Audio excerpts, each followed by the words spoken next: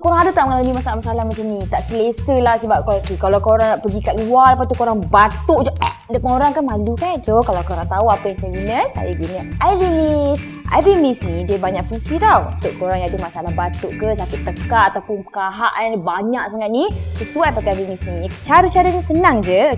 Korang just sembuh je dekat tempat yang korang rasa macam mengalami kesakitan lah. Korang just sembuh macam tu. So korang sapu. Korang sembuh lagi. Macam biasa. Hirup bau aroma dia. Segar sangat dan dia boleh melegakan korang punya batuk, sakit tekak dan juga kahak. Korang kena dapatkan IV Mist ni sebab dia boleh selesaikan banyak masalah. Jangan lupa.